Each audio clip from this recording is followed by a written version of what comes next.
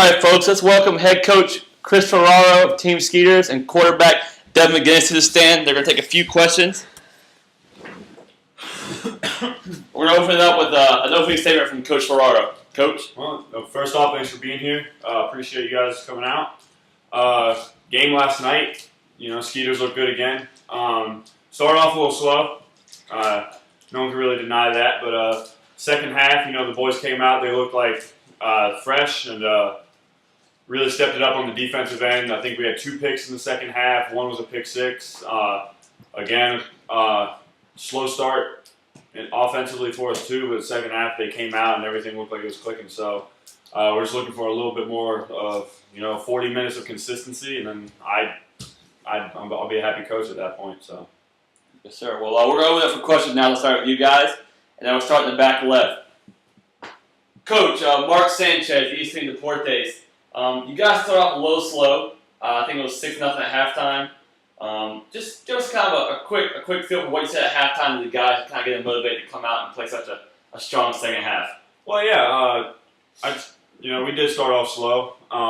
Some of that was on me. Some of the play calls, I think I got a little over anxious, just try to blow them out like we did the other week. But at halftime when we were in the locker room, I just talked to them and I just told them, we're better than this. And this team, they were a good team, but I just think the team I've got this year is just, they're phenomenal.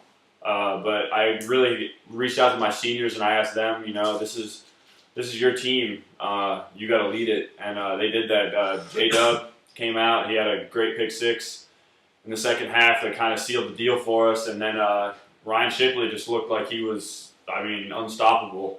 He was catching balls and he was just making plays on the defensive end too. But so I just left it in their hands and they came through for me. Devin, Ben Wallace, Savannah Morning News. You came out and played a little sluggish in the first half. We know you've been fighting a little bit of an illness. Tell us what changed with you from the players' aspect and just how you had to overcome some bad health and just kind of fight to that a little bit in that long game. Yeah, absolutely. It's no surprise. I've been sick most of the week. I haven't been practicing. I haven't been 100%. And I told Coach before the game, if I can't play at 100%, I'm not going to be asked to be put out there. I want to make sure this team's getting 100% from their quarterback. But I came out in the workouts before the game. I was really, really pleased with my progress. So I decided to go out there. First half was, it was a slow start. Coach said, we weren't really clicking. Part of that's on me. I haven't really been at practice. I haven't been running the routes like we should be. So, it was a tough start. But halftime we came out, got settled down. I got my feet under me a little bit. Started making some throws, making some runs. We switched up our scheme a little bit. Great call from Coach Ferraro here. We really played some Skeeter football. What we were accustomed to from last week. So, it just took a little bit of time. I'm still fighting this illness, but hopefully I'll be over it for next week and be ready to go next week.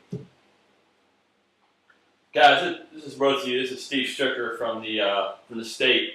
We've all heard the rumors. We've all seen the media coverage, and I know it's been a circuit for you guys, but let's both talk about, the Heisman. We've all heard that Devin McGuinness is the front runner. It's his trophy to lose. Let's talk about how you guys handle that pressure and that situation and just stay so even keeled during the games. You can go ahead and feel this one first. Yeah. Like you said, people are talking. I can't really do anything about that. I can't really tell them to be quiet, unfortunately. I wish I could, but this is a team sport. There's 7 guys out on that field with me. Sure, I'm throwing these perfect spirals around the field, but if there's no one there to catch them, what good is it? I'm just throwing to nobody. I can't run for all these touchdowns if no one's out there blocking for me. Sure, I'm great, athletically talented. But this is a team sport.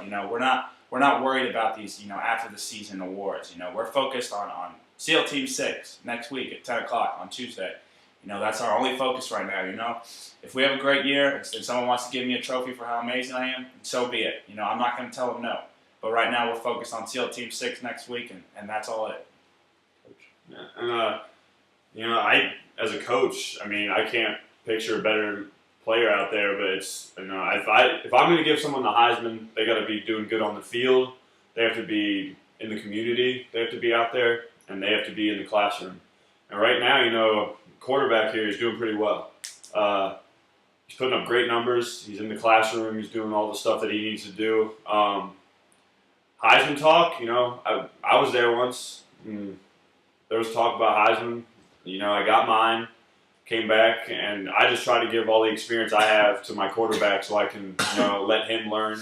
And I just give him the advice, you know, like every day I leave him, I send him a note, you know, I give him a quote saying about just the winning football games is a team effort and it's not a single man thing because, you know, this is great talent. I mean, could look at him. He's a great, big guy, smart, knows where to make plays, but you just can't get caught up in all the hype and everything because then you lose yourself and then you start talking about, well, I got to get my numbers for the Heisman race, blah, blah, blah. And then, you know, a team comes out with a loss and we just can't have that.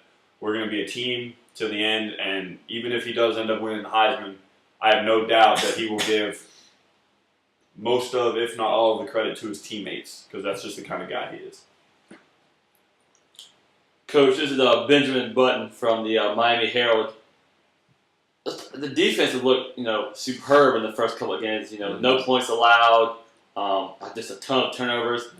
Talk about just the scheme you guys are running and, you know, how you're putting guys in the right positions to make plays like we've seen so far. Well, our secondary is helping us out. Just, I mean, I'm like, it's almost like you're coaching like I can't even put it. It's like you have Revis, Namdi, and Richard Sherman all on the same team. It's just like it's a lock-up defense, and our linebackers, led by Wesley Cooler, just, I mean, it is literally just like you couldn't want a better leader on defense out there. And then you get all the way to the line. They're a wrecking ball. It's crazy. It's just they get behind defenses. They just do. I can't describe it. I've never seen anything like it. And it makes my job easy having all this talent around me. I mean, you know, at the end of the day, like if we take a loss, like I'm going to take that credit. But the talent on defense, just the speed and the strength, it's phenomenal. I can't. That's all I have to say. I just can't describe it. All right, guys, let's get a couple more in and let these guys get out of here. Devin, Jake Watkins from the California State.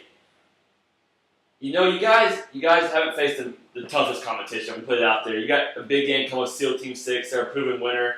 Some people call this the game of the century. You know, I'm not going to say that, but some people are. Tell us how you prepare, how you stay focused on that game with so much pressure and possible number one seed on the line this early in the year. Yeah, well, I mean, you know, I don't want to be overlooking any teams we played. You know, flag football is a sport that, you know, the phrase "any given Sunday" is thrown around a lot. You know, well, we like to say any given Tuesday night at 10 p.m. That's in our locker room. We hit that sign every time we walk out of that locker room. Any given Tuesday at 10 p.m. Anything can happen. So, you know, we've been coming out. We've been taking a lot of our opponents seriously. You know, we've had some great success so far. You know, offense, defense. You know, everything's clicking. But yeah, we're not taking anyone for granted. SEAL Team 6, obviously, a great team. You know, we're looking forward to the opportunity to play in these guys. You know, hopefully we can come out and play Skeeter football. You know, we just want to play our brand of football, play our game, and we're confident that if we do that, you know, it's not going to matter who's out there. You know, we're confident that this is our year. You know, this is our championship to lose. You know, so we're going to play our game. We're not going to worry about who's out there, and we're going to let the football take care of itself. Coach, last question. This is Braxton Miller from the Dallas Star. You guys have just looked like the number one seed. You guys look like you deserve to be there. Is this a product of the preseason workouts? Is it a product just luck? I mean, what are we seeing? You know, before our eyes, we've seen 6-8 to nothing in 2 games. I mean, this is something we haven't seen. And I've heard you say the greatest show on grass. Yeah. What does that really mean? Well, you know, that I say that to motivate my guys. You know, when I came in here, when I took this job, you know, they hadn't done too hot.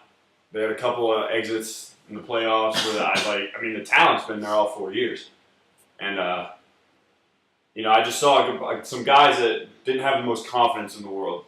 And preseason came around. I just told them, I was just like, you know, we're gonna come out and we're gonna turn some heads this year.